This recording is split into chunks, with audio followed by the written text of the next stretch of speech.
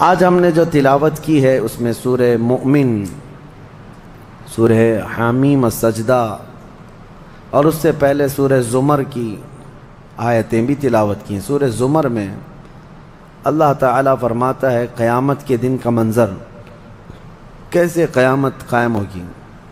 وَنُفِخَ فِي الصُّورِ فَصَعِقَ مَنْ فِي السَّمَاوَاتِ وَمَنْ فِي الْأَرْضِ إِلَّا مَنْ شَاءَ اللَّهُ، سور پھونکی جائے گی۔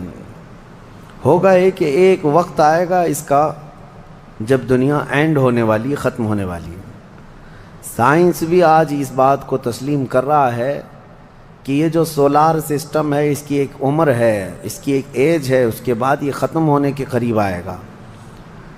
تارے اپنی اپنی عمر مکمل کر کے بلیک ہولز میں جا رہے ہیں۔ گیلیکسی کے اندر جو سٹارز ہیں ان کی عمر ایک لیمیٹڈ عمر بتائی جا رہی ہے، اس میں سورج کی بھی عمر ہے، چاند کی بھی عمر بتائی جا رہی ہے۔ یہ سائنس کی باتیں ہیں، لیکن اللہ نے قرآن میں فرمایا چاند اور سورج یہ ٹکرا دیے جائیں گے، تارے ایک دوسرے سے سب ٹکرا دیے جائیں گے۔ اذا الشمس کورت واذا النجوم انکدرت، 30ویں پارے میں اللہ تعالیٰ نے اس میں فرمایا جب سورج کو یعنی ٹکرا دیا جائے گا اور ستارے آپس میں ٹکرا دیے جائیں گے اور سورج کالا ہو جائے گا، یعنی کچھ نہ کے برابر رہ جائے گا قیامت کے قریب۔ وَإِذَا الْجِبَالُ سُيِّرَتْ، اور پہاڑ جو ہے نا اڑا دیے جائیں گے اور سمندروں میں آگ لگا دی جائے گی، زمین پوری ختم کر دی جائے گی۔ اور سورہ قارعہ میں آپ نے پڑھا ہوگا یوم یکون الناس کالفراش المبثوث وتکون الجبال کالعہن المنفوش، تم لوگوں کو دیکھو گے کہ پتنگوں کی طرح سے اڑ رہے ہوں گے، اور پہاڑوں کو دیکھو گے کہ روئی کا پھا جو ہوتا ہے، روئی کا پہا اس طرح سے پہاڑ بکھر چکے ہوں گے۔ اور اس کے بعد یہ قیامت جو آنی ہے اس کا یعنی پروسیس کس طرح سے، شروعات کیسی ہوگی، وہ ایک لمبی گفتگو ہے۔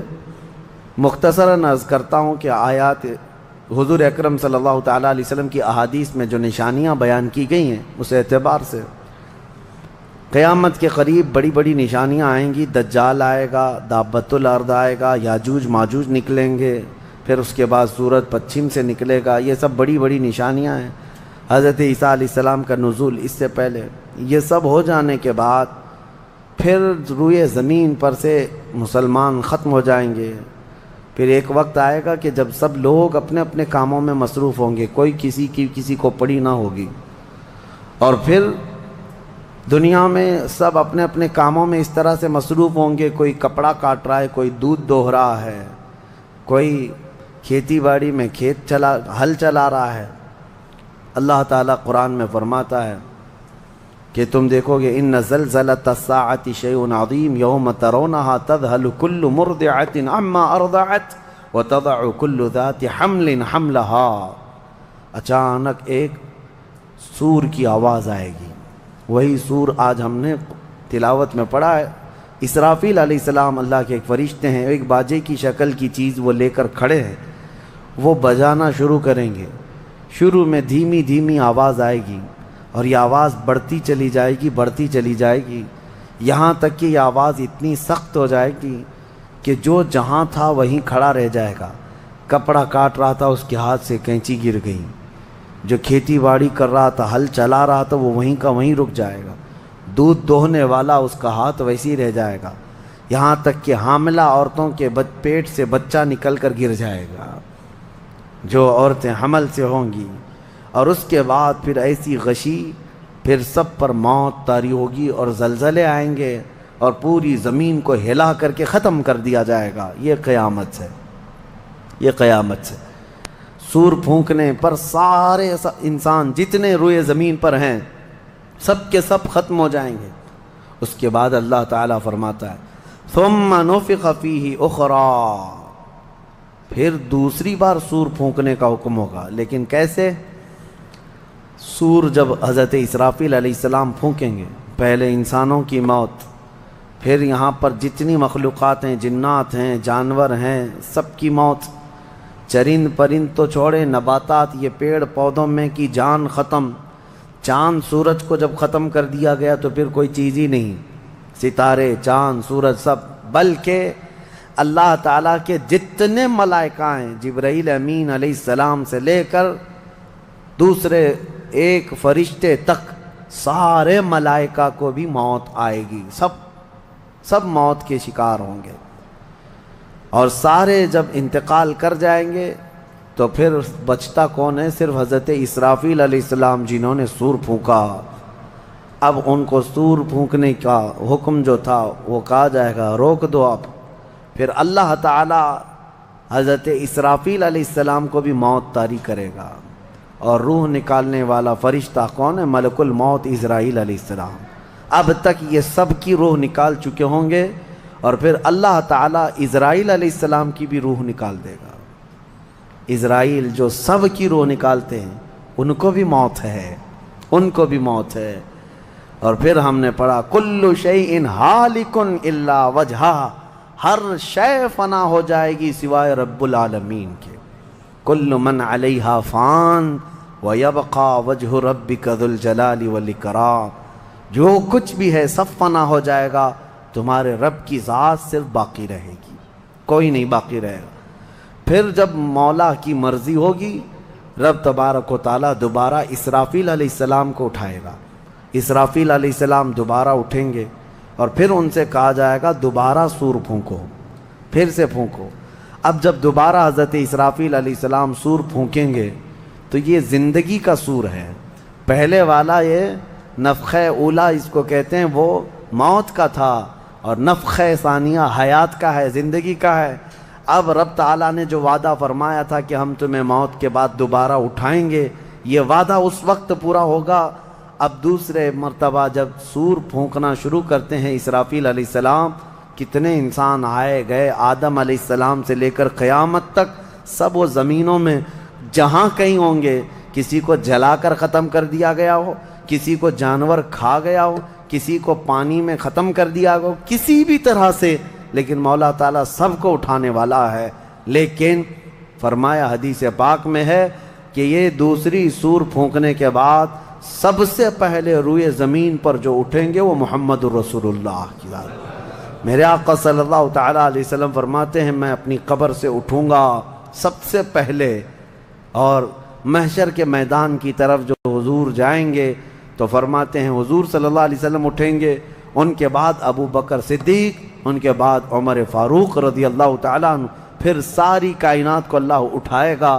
اور جب رسول کریم صلی اللہ تعالیٰ علیہ وسلم فرماتے ہیں میں میدان قیامت میں اس حال میں آؤں گا کہ میرا ایک ہاتھ ابو بکر کے کندھے پر ہوگا، دوسرا عمر ابن خطاب کے کندھے پر ہوگا، یقیناً وہ اس دن کے دولہا ہیں۔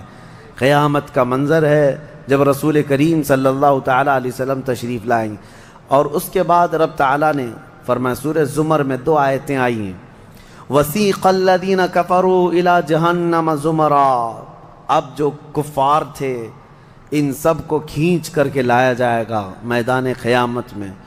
پہلے تو میں آپ کو بتا دوں پوری تفصیلات قیامت کے میدان میں، اس کے بعد ان آیتوں کی تفسیر پر آتا ہوں۔ پھر جب سب کو اٹھا دیا گیا تو ایک زمین ہوگی، اب وہ زمین کہاں ہوگی وہ اللہ بہتر جانتا ہے کس جگہ، کیونکہ یہ زمین ہے ہی نہیں، یہ آسمان ہے ہی نہیں، تو پھر اس وقت بنے گا کیا یہ اللہ ہی بہتر جانے۔ کہاں بنے گا، کس طرح بنے گا، اس میں ہم نہ سوچ سکتے ہیں نہ مثال دے سکتے ہیں۔ اب آپ مجھے بتاؤ، یہ جو زمین جس پہ آپ بیٹھے ہیں یہ ختم ہونے والی، کیا رہے گا نیچے؟ آسمان جو دکھ رہا ہے یہ بھی ختم ہونے والا ہے، پھر کیا رہے گا اوپر ہمیں نہیں معلوم، لیکن اللہ کریم ایک زمین بنائے گا جس کے متعلق کہا گیا وہ تانبے اور پیتل سے بنی ہوئی ہوگی، یہ مٹی والی زمین نہیں۔ اور پھر اس کے بعد سورج کو پھر دوبارہ زندہ کیا جائے گا، اور سورج کو سب کے سروں پر لا کر کھڑا کر دیا جائے گا۔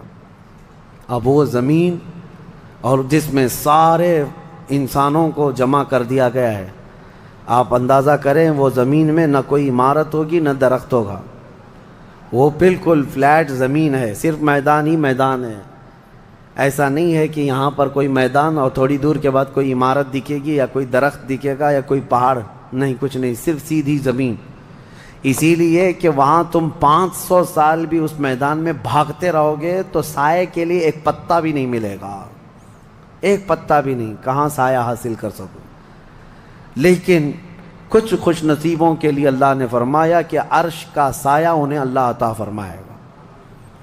وہ کون لوگ ہیں؟ ان میں کئی لوگ ہیں، جس میں سے ایک ہی میں بتاتا ہوں، رجل تعلق قلبہ بالمساجد، وہ ایسا آدمی جس کا دل مسجدوں میں لگا ہوا ہے، قیامت کے دن اسے اللہ عرش کا سایہ عطا فرمائے گا۔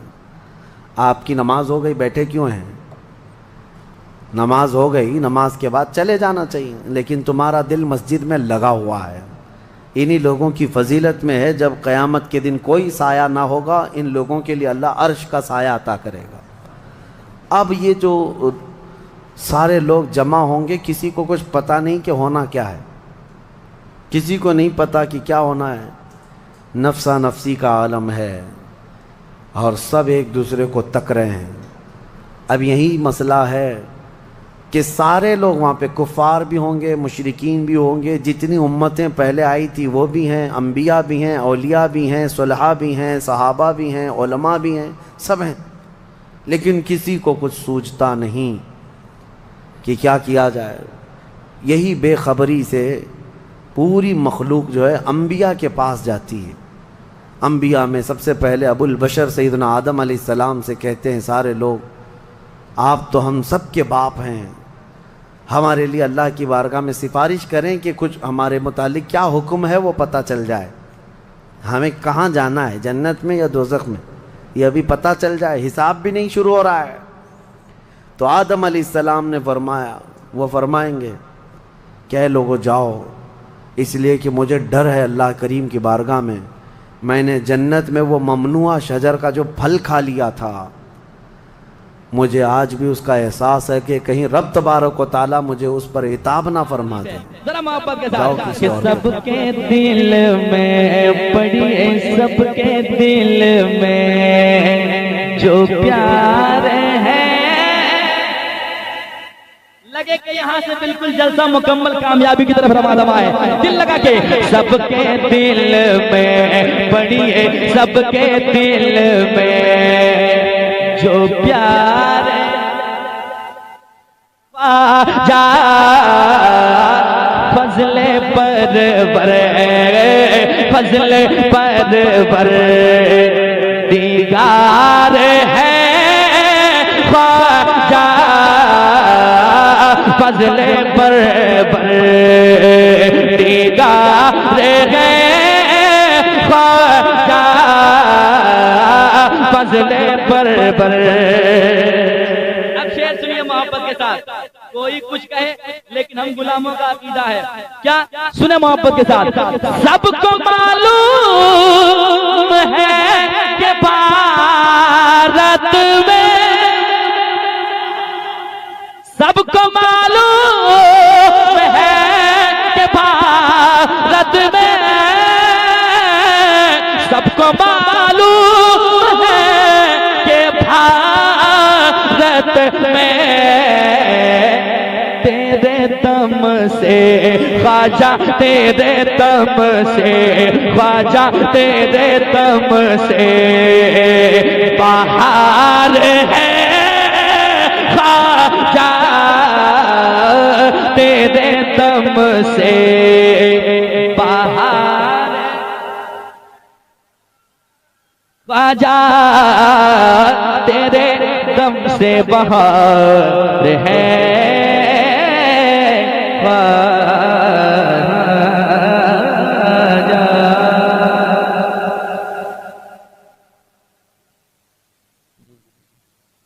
ایک شعر اور سناتا ہوں، سنیے، سناؤ، کہہ دیجیے سبحان اللہ۔ سب کے دل میں جو پیار ہے، خواجہ فضل پروردگار ہے، خواجہ فضل پروردگار ہے، خواجہ سنیں آپ آ جائے آج محفل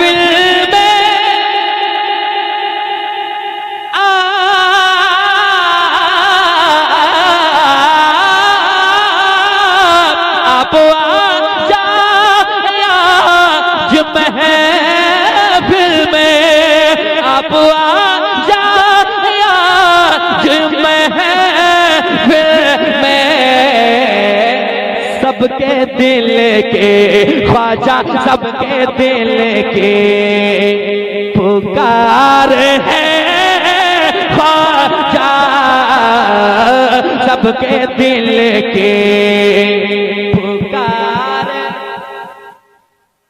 جلدی سے میں اس کلام کو مکمل کر لیتا ہوں کیونکہ ٹائم اجازت نہیں دے رہا ہے اور میں اجازت لے بھی نہیں رہا ہوں۔ جلدی سے مکمل کرتا ہوں۔ مسکرا رہے ہیں ذرا مسکراتے ہوئے کہنے سبحان اللہ۔ سب کے دل میں جو پیار ہے خواجہ فضل پروردگار